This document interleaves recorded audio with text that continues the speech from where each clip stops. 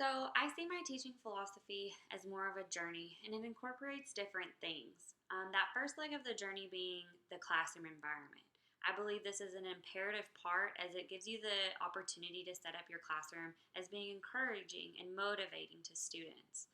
I always want my students to come in and I want them to feel comfortable and accepted and most of all valued as a peer and as a student.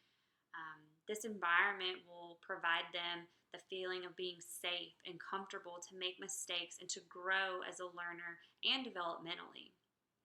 I ultimately want my students to be able to develop their personal identities, and I don't want anything within my classroom environment to hinder them in any kind of way. The second part of that journey being the quality of the lessons and materials that I'll use to teach and implement the curriculum. I don't want to fall into that realm of here's a worksheet, here's another worksheet, or another tedious assignment.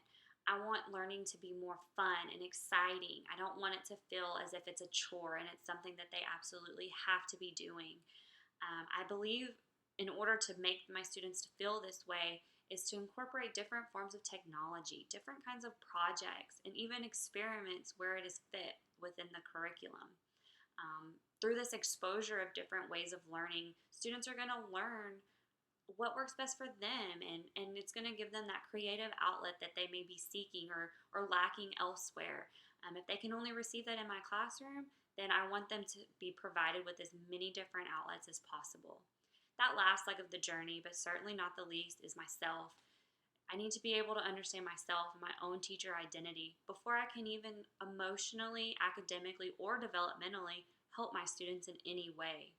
I believe through this I will be able to succeed my ultimate goal, which is setting my students up for success, not just academically, not just while they're in my classroom, but as a person altogether.